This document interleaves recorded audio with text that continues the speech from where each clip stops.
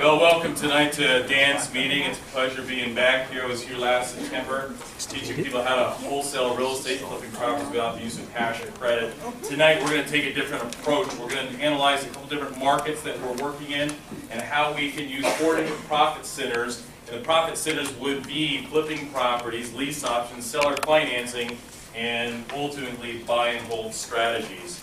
And the reason why we work these 4 profit centers, we find then that they work the best for our investors nationwide in all different types of markets. And so we'll study a little bit of that tonight. However, before I get started, if it's okay with you, I'd like to go through a couple of announcements. Is that okay? Doesn't really matter because I'm going to do it anyways.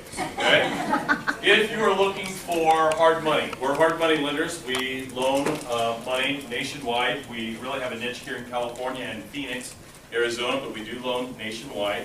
Don't ask me rates and terms. It's going to be completely specific in regards to your deal and where it's located and what type of property it is and what your experience and all that good stuff. We're very niche specific when we lend out money. We've got about 196 different private money lenders that we work with, and so what ends up happening is if you have a deal, you bring it to us and we take it to our private money lenders. Our private money lenders, most of them, are within my network of black belt investors. I too run 2 real estate clubs in Southern California and then one over in Scottsdale, Arizona. So we have our money coming through the club and it goes right recycling back outside the club to investors just like yourself.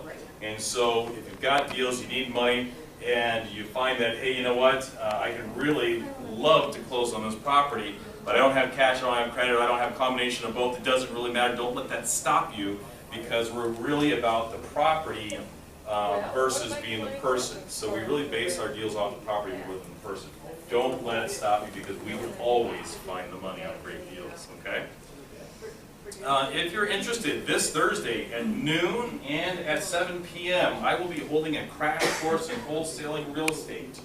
Crash course in wholesaling real estate using my system of find it, bind it, and assign it. So if you're struggling right now in regards to finding cash buyers, finding the deals because the hedge fund buyers are pushing you out and it's just thin inventory, if you're looking to put together your team and everything that's required to build the business and your marketing, then get online with us. And I'm going to teach you exactly what we're doing and show you different avenues on how to find those deals, how to find those buyers, how to unload your property within 72 hours or less.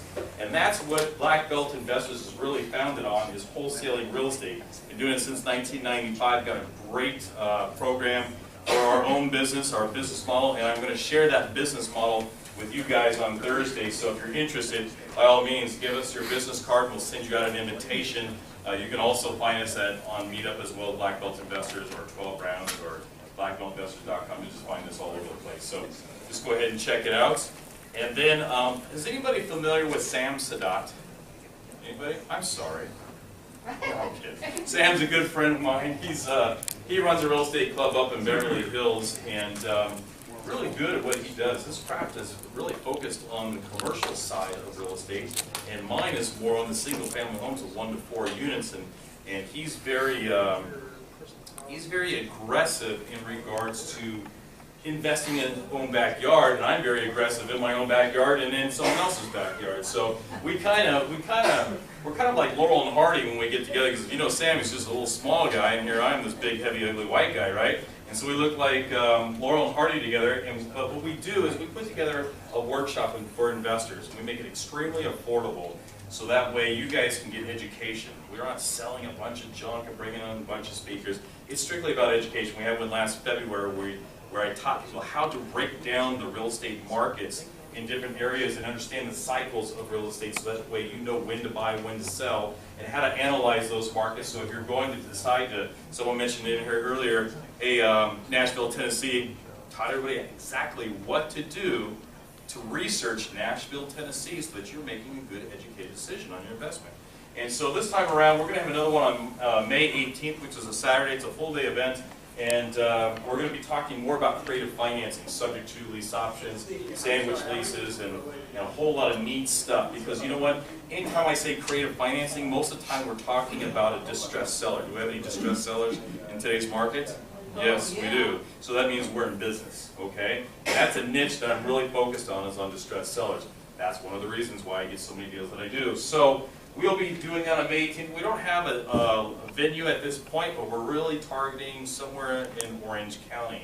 Yes, it's a trek, but you know what? So what? It's worth it. I mean, JC, raise your hand, JC. He just drove all the way down from Solvang or Santa Barbara, wherever he came from, just last Saturday to hit my real estate workshop over there, okay? Just to get that education. And so I would say get down there, spend a day with Sam and I, because honestly, Sam and I are one of the oldest clubs in the LA areas. There's a couple that are a little bit older, but we've been around, established for at least 11 years. So get with us, and we'd be very happy to have you come in. With that, tonight we're going to be talking about the for-profit centers. So if you are interested in taking notes, I would say break out a pen and paper and start jotting a few things down, because I will be going through this. There's a lot of slides, and we're talking about 4 different profit centers that will be helping you with your investments. Can you imagine buying desirable properties 50% below builder's cost, just like the pros? And what if I say you can get an instant equity position large enough to build your wealth and produce massive cash flow? Better yet, how would you like to receive this massive cash flow? By treating the business as a hobby. I know, here's what you're thinking. Another guru system for sale. There's another get-rich-quick scheme, but let me tell you, it's absolutely not. If I can prove to you today a program that works for your benefit, generating you an obscene amount of cash, would you be interested? Yes or yes? Yes. Well, let me introduce a well-planned, well-calculated cash and wealth building program, Remote Rehabs. Now, what is Remote Rehabs, you may ask? Let me tell you, it's a system that I put together for myself, actually, back in 1997, fine-tuned it, and in the year 2000, I launched it for investors just like yourself. It's a program where you can literally find properties, rehab properties, list them, turnkey for sale, for rent, lease option, or you provide the financing and you become Bank of America. The cool thing is, it's 100% hands-off, and you keep all the massive passive profits. Now, a little bit about myself. Some of you in here may know who I am, and some of you may not. So let me tell you briefly what I'm about. I've been investing since 1995, and I started out as a rehabber. In fact, 1995 was actually a really big year for me. You know why? I had a girlfriend, I got engaged, we got pregnant, we moved in with each other, we got married. We were looking for a home, and we bought our first house, we had a child, we refinanced our house, and I bought my very first investment property in Fort Myers, Florida, while I was living in Whittier Hills. Is that a lot in 1 year? Yes. Would that stress out any of you ladies? Yes. Oh, yeah. Welcome to my world. I'm good with stress. But my wife, you know, she's Italian and she's way up here all the time anyway. So, you know, for that, taking on that back in 1995 was a lot for her to handle. But thank God I did it, because we pushed forward and we wouldn't be where we are today if we had not. Nonetheless, what I found was that when I was rehabbing properties over in Fort Myers, Florida, and a lot of people say, why Fort Myers, Florida? I'll be honest with you. Someone said it was just cheap, and cheap was affordable to me at that time, and you could resell properties. So I got on a plane, went to Fort Myers, Florida. I understood that you got to buy low, fix it up, and whatever the retail value, if there's anything in the middle, would be mine. That's all I knew about real estate at that time. And I had a little bit of money in my bank account. You know what? I had about $9,000 in my bank account. So I found a property that was $42,000, and I did what most other investors do. They go to Bank of America, get a loan, put 10% down. I had to come up with $4,200 plus closing costs, and then had to have my money seasoned in the account for some time. Well, I had that. Great, bought the property. There was one thing that was lacking. A little over $17,000 in rehab expenses. Didn't have that. But didn't matter, because, like I said earlier, you find a good deal, you're going to find a buyer, you'll find the money for it, like hard money. Well, one thing that I have in my favor is great credit. And at that age, well, I'll tell you the age, how about that? At that age, I had great credit, I had multiple credit cards, and I did what I was taught when I read in a book. You rehab your house on credit cards. So I pulled the money out of the credit card, and I paid for my rehab. And each and every month, I had this vicious triangle of paying off one card to the next card to the next card and going back all the way around. And then, so literally, who paid for my rehab on my first house? The credit card companies, the banks did. So they funded my $17,000 deal. I was just hoping and praying that my team members over in Fort Myers, Florida were doing the job that they were supposed to be doing. Were they really fixing up the house? You know, because we didn't have digital cameras back then, you know. We had internet, but it wasn't that savvy. Were they there every single day? Is the job getting done? Is my money being spent and I'm not getting anything in return? So there was a little bit of stress going on at home there, just kind of wondering what's going on. But here's the cool thing. I found out at the end of 9 months, I flipped that property, got my very first check for a little over $9,000, and it basically scarred me in my mind for life. Good scar, okay? Now, I thought, my gosh, 9 months, I sat back, really kind of did nothing, got a little trip out of it, got the experience and flow of how to rehab a house, but had everybody else do the work for me, really. I just had to come up with some money and the credit to be able to get the loan. And I made a little over $1,000 a month passively. That's a no-brainer. That's easy. So, to me, rehabbing houses is just like reaching into a bag of Doritos. You just can't go for one. So I went right back in that bag and I grabbed more properties. And I started buying properties in Fort Myers, Florida and Cape Coral, Florida, and flipping them out. Then eventually I started moving my money over to Texas and then rolled it right over to Long Beach, California, where I was flipping condos, OYOs, houses, and a couple duplexes and triplexes. Now, why did I not start here in California? Well, because we got to add a zero to the end of everything versus out of state, and affordability was the factor for me. Yes? What's an OYO? Own your own. It's basically an old apartment complex that's been converted into a condo. Okay? So, I rolled my money over here, started flipping houses, and then people started asking questions. That guy's a little bit different. What the heck is he doing? Why is he making money and I'm not? Why is he making money when we're at the tail end of a recession back in the 90s? Well, it's because I put my feet to work. You know, I'm the type of guy that sink or swim. I'm not going to sit there and read all the books. I'm not going to take all the seminars and do them over and over again. I got to sink or swim. That's the way I've been trained. So I had these followers. And back in 1999, Arizona was a target that I was looking at to be able to funnel my rehab money and start buying portfolio properties. And so I started buying my rentals over in Arizona. And then people started following. And then they wanted to flip properties so they can get paydays. And then they wanted to be able to buy and hold so they can get that residual income and capture that future appreciation. And that's when we started remote rehabs. In 2000, I opened a Black Belt Investors, an education, coaching, and investment firm. We manage portfolios and do hard money. In 2002, I opened up my very first real estate club in the city of Downey. 2004, over the city of Corona. In 2007, we did over in Scottsdale, Arizona. And here I am today at Dan's Real Estate Club. So who's doing remote rehabs? Well, basically, it's the investor that needs experience on their side. There's many people that want to do deals but are afraid to death to lose money on it. Let me tell you something up front. If you're investing, plan on losing some money. I'm a rehabber. We do over 150 properties per month, providing properties to investors like yourself. Now, my personal properties for the year 2012, I did over 24 just for myself, but I lost on 7 of them. I understand that. That's part of the game. But on the other ones that I did not lose on, I made healthy enough profits to cover those losses. I mean, it's just like what you've heard. Babe Ruth goes up to bat, and he strikes out 9 times, but on the 10th time he hits that home run. The difference is that we reverse it. We hit 9 home runs and we strike out once. If you're going to get in the rehabbing game, expect to lose every once in a while. Yes, sir? Thank you for telling the truth. Oh, it's absolute truth.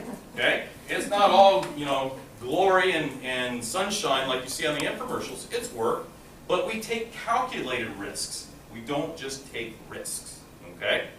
So, I understand that calculated risk, if I calculate my risk properly, I'm going to be able to make some money. And I have. And so have my investors. And so have the people that signed up for remote rehabs that wanted to flip properties or buy properties. So it's the investor that needs experience on their side, a little bit of hand-holding, a little bit of guidance, get that coaching along the way, so that eventually they can go off and do it on their own. It's also for the investors that lack time to rehab. Think about it. You guys are working 40 hours a week, right? No, you're working 50, 60. If you're me, you're like 120 hours a week. You know, you're just working a whole lot. When do you have time to be able to go find a deal, put it under contract, run the numbers, get the estimates, close on it? You cannot be a real estate weekend warrior. That's a bad risk. That's not a calculated risk. That's just a bad risk. If you're going to be a real estate investor, then you need to have dedicated amount of time each and every day so that you can stay on top of your assets. Because if you don't stay on top of your assets, you will get a nice sharp arrow right in your assets. Okay? So you got to make sure that you're always on top of your assets and do what you're supposed to be doing all the time. It's for investors that desire a higher rate of return. I mean, we all know what we're making in our savings account, right? I don't even know because I don't have a savings account, to be honest. What is a savings account? Zero? Yeah, even if they're giving you a percent, are you really earning a percent in your savings account? No, because then you got to factor in taxes, and you got to factor in inflation. More than likely, you're about a negative 4%. CDs, mutual funds. You know what the busiest business in real estate is right now? Does anybody know? It's the IRA custodians that are offering services to withdraw money out of their retirement accounts to be able to funnel that money over into a tangible performing asset, real estate. That is the busiest service right now. Why? Because investors just like you that have retirement funds are tired of that. They're single dollars, and every time I see a dollar I call that a slave, because that dollar should be working for me to produce more dollars, is sitting lazy right in their account. And so they're pulling it out and saying, you know what, this is for the birds. My mutual funds, my stocks, my CDs are making me nothing. Let's put it into real estate. So for investors that want to pull money out of their retirement accounts or just tired of spinning their wheels, then this is going to be for you. And it's for the investors that don't want to lift a hammer but wants all the cash. Now here's the benefits of remote rehabs. We find the wholesale deal for you. Anybody struggling finding wholesale deals? Yes? Okay, just one? Then all of you are basically doing nothing right now in real estate, is what you're telling me. Okay? Everybody is struggling to find deals, even Blackstone. Do you know who Blackstone is? Yes. Okay, they're our arch enemy, right? Blackstone is the biggest hedge fund buyer in the United States. And so they are even struggling to find wholesale deals. In fact, I work the auctions every single day, and I was just at the Las Vegas auctions for the past couple of weeks, and it's a very small auction. They only have one auction in Vegas, but they have 4 bidders from Blackstone bidding on the same properties. And what they're doing is squeezing everybody out. Yeah. Okay? So we got to be smart. We got to figure out a way to be able to beat the hedge fund buyers. We got to be able to get properties that are not so readily available. We have to have different methods. In fact, if you want to know more about what I'm talking about, I wrote an article there for a magazine called Coffee with Sensei. It's all about hedge fund buying and how we can get around it. Okay? But it's for the investors that's just struggling to find the deals. We don't have that problem. We perform the research for you. That's probably one of the biggest issues with most investors. They have a hard time. Well, gosh, I heard Memphis is a good place to invest, and that's because all the pretty articles that are in the magazine and all the infomercials, but do you really know Memphis? Do you really know, Santa Barbara? Do you really know Southern California? I don't invest in Southern California just because I live there. I need to know what's going on there to make that calculated risk. And so we'll perform all the city research for you. We perform all the data in the local neighborhood so we know that if we're going to do a lease option, this lease option is going to work in this neighborhood because lease options don't work everywhere. So you need to do your homework. We run the numbers for you. Well, most investors that are brand new, they what if scenario themselves to death all the time. They what if this, what if that, oh my gosh, and then, you know what, these numbers become overwhelming, they start getting choked up, and they walk away and they let a good deal slip by because they've taken too long to run the numbers, they've scared themselves to death. Don't do that, okay? If you're scaring yourself to death, then get a good consultant like Dan, myself, Linda that's flipped 3 houses herself this year, okay? And talk it out and work it out to make sure that you're not leaving money on the table. Now, we will order all the rehab estimates for you. Now, if anybody in here ever fixed and flipped a property before? Excellent. At least a third of you. Excellent. Okay, so when you order when you order a rehab estimate and a contractor comes over, Should you get 1 estimate, 2 estimates? How many estimates should you get? 3. Okay, that's the rule of thumb where it says 3 estimates, right? Okay, so if those 3 estimates come back, and I have them bid apples against apples, meaning that I'm a good rehabber in my eyes, I will make a list of items that I know that needs to be rehabbed in this house. And I will provide that list to each contractor. Because if you don't have a list of items, you say, contractor, I want to rehab this house because my plan is to fix it up and flip it.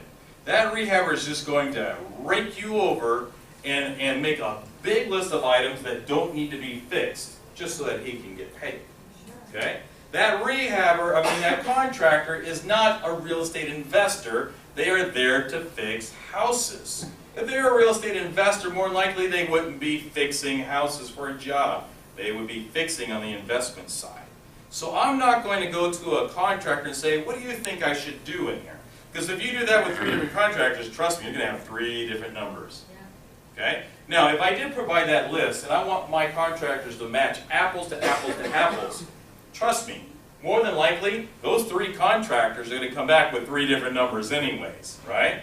So let me ask you, if we have a contractor that comes in with a $10,000 bid, a $15,000 bid, and a $25,000 bid, and even the $25,000 bid still works in our numbers to make a profit, which one do we take?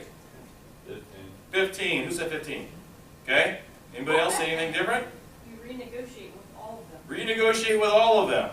Okay? That's 2 good answers, I think. Take the lowest. None of those. None of those. You don't take the lowest because it's the lowest. Sometimes you pay for what you get. Sometimes the best quality contractor is the lowest. I don't know unless I interview them and I check their work. You must check their work. That means you must ask for references and say, hey, I want to swing by 3 of your latest jobs. And take an hour. If I'm going to spend 15 grand, isn't it worth an hour to go visit 3 different houses and see? And I'm going to ask questions. Hey, was this rehabber here on Monday and Tuesday and was gone, Wednesday through Sunday and came back on a Monday and Tuesday? Because contractors are great for starting a job, leaving it, starting another one, leaving it, starting and then rotating around. Or was that contractor here every single day until the job was complete? How did that contractor want payment? Did he want half up front, half on the back end, which the law has changed now, that's illegal now, so you can't do that? Or did they take thirds? Did they want a little bit up front to pay for labor or for materials, a little bit in the middle to pay for more materials and labor, and then get paid on the back end once the job is all complete? How was the payment schedule? What did you like about that contractor? What did you dislike about that contractor? Can I see the quality of work? Are you happy with that contractor? Because when you're flipping properties, and I don't care if it's a flip in regards to rehab, fix, and flip to make money, or you flip it over to a tenant because you want a tenant in there, the longer it takes, the more money you lose. It's all about time and efficiency and quality. And you got to get the contractor that does the best work for the best amount of money. Does that make sense? What was the change in law? Change in law is that, I don't know the exact percentage, but the contractors can no longer ask for half of it up front. In California. It's California. So it's 10%. So there you go. Okay? So that's excellent news. Okay? We got 10%. So they cannot ask for that anymore. Because there's too many people, especially in the recession, taking the money and running. Okay? So anyways, we'll order the estimate of rehabs. We'll bring the rehab estimate back to you. And when we do estimates, everything is itemized. So that way you know exactly what you're paying for. Because contractors are great for this. They'll say, okay, 123 Main Street is the target property. We're going to rehab this property. And you know what? We'll do the bathroom. We'll do something in the kitchen. We'll do some flooring. And your number is $20,000. Okay? They love rounding everything up. Okay? So that's not specific. I like specific. So I can use that estimated bid, and when I'm walking through the property, we can check off and make sure that they did everything that they're supposed to. If they're going to put flooring in, what type of flooring are you talking about? You talking about tile, carpet? Is it carpet FHA approved? What is it? I want to know what I'm getting. And so that's what we pin down our contractors to do. We'll hire the contractors for you once you approve the estimated bid, and then we'll overview all the work for you. So we take before pictures. When it's time for a second draw, we'll go in there and take more pictures and video, because we love using YouTube and our iPhones and just video everything. And by the third draw, they don't get paid until the job is complete, and then we get complete approval from all parties saying the job has been complete, and then we pay them off. And then we'll list the property for you, whether you want to flip it, lease option it, sell it on seller financing, or use it as a portfolio rental property. Do you have a standardized scope of work and penalties for not meeting deadlines for contractors? Not with me, because we do so much work with our contractors that they pretty much, I mean, they're independent contractors that we don't own them, own their companies, but we're employing them 24/7. So they know exactly what's supposed to do. If you're going to, you're doing a one house over here, then I would definitely put some sort of scope of work in a time frame with a penalty on it. Okay. Because you know what, the builders do that. Yep. When you go to a new construction, builders do that. Hey, if you don't have your loan submitted and closed by a certain day, we're charging you $150 per day until you get it done. So there's nothing wrong with that. So you want to make sure, are you sure, Mr. Contractor, you can get this done in 21 days or less? Yes, I can. Let's see how sure you are. If we go beyond 21 days, it's $150 per day loss. So there's nothing wrong with that. Totally agree with it. Unless we're in some weather condition. That's different. Okay? We, to my opinion, have built the best power team that works behind the scenes for you. Now, basically, we're doing all the legwork, and you get all the profits. That's what makes remote rehabs completely different from all the other investment groups out there. They want you to become partners. We don't want to be your partner. We treat you as if you are a partner. We treat your property as if it's our property. We charge a nominal fee, and you keep all the profits. Take a look at what John and Lynn McCloskey had to say. In fact, they came up and visited me in San Jose. And they said, my husband and I just done 2 rehabs in our hometown, Concord, California, and they were a lot of work and stress. On our 3rd deal, we used Sensei's program, Remote Rehab. This experience was much easier, much less stressful, and done in a much shorter time frame than we had experienced in the past. We had such a great experience working with Sensei and his team. We're already on to the next deal. Thanks, Black Belt investors, John and Lynn out of San Francisco. Here's the property they picked up. Okay, a 4-bedroom, 3-bath, 3-car garage. That's not the date. That is the 4-bedroom, 3-bath, 3-car garage. A little over 2,800 square feet. You know where we got this property? We got it in Buckeye, in Arizona. Does everybody know where Buckeye is? Okay, great. One of my favorite places to invest, by the way, because it's close to California, and California is buying the place up like crazy. Okay, but we got this at Buckeye, and we picked it up through the auctions because we work the auctions over there. We got a premier bid service that's been in business since January 2008, and we've been very blessed with doing approximately just over 150 properties per month for the last 4 years consistently. This year is a little bit slower, not because we don't have investors, it's just less inventory. So we're averaging about 137 from January to March right now. Still a pretty healthy number. But nonetheless, you take a look at this property, picked up at auction, not a whole lot to fix up, is there? We can clean up the landscaping a little bit, but what you don't see is the inside. The inside costs a little bit of money. Not a whole lot of money, but when you're looking at newer properties like that, then basically it's pretty much all cosmetic. Paint, carpet, anything shiny. Nonetheless, we picked it up for them, sold it in 7 days, and they made a little over $17,000 in net profits. Now here's our property platform. This is our target properties, 1 to 4 units. That's a single family home, duplex, triplex, and a fourplex. We want to target at least 3 bedrooms and at least 1 bathroom. I think every house should have at least 1 bathroom, right? But unless we're in a certain area, for instance in Indianapolis. Indianapolis is very college bound. They've got colleges all over the place, and it's very common for them to have homes that are 2 bedrooms, 1 bath. So if it conforms with the neighborhood, I'm cool with that. But if we got a bunch of 3 bedrooms, 4 bedrooms, and then we got a 2 bedroom on that street, I'm not cool with that at all. Unless we can take one of the rooms and convert it into a bedroom, which usually costs less than $1,000 to do. But target is 3 bedrooms, 1 bath. Moderate income neighborhoods are better. What does that mean? Working class, strong, blue collar, 50% ownership, 50% rentals, or better. We're not a company that deals with D and F grade properties. It's all A through C properties. Don't do low income unless you specifically request it. I can find that all day for free, or you can just go to Detroit and pick one up for $500 yourself. Completely up to you. Okay? We'll take a look at the good, the bad, and the ugly. It doesn't matter. You just saw a good property, but I actually prefer the ugly properties because the uglier they are, the better the discount that we get. Okay? Now, here's the strategies that we use in remote rehabs. We fix and flip. We fix and flip so that way we can generate big, quick paydays. We look at lease options, which basically means rent to own, and that produces you a mega cash flow. We also use seller financing, where you don't have any duties of landlording and you act like Bank of America. And then we have cash flowing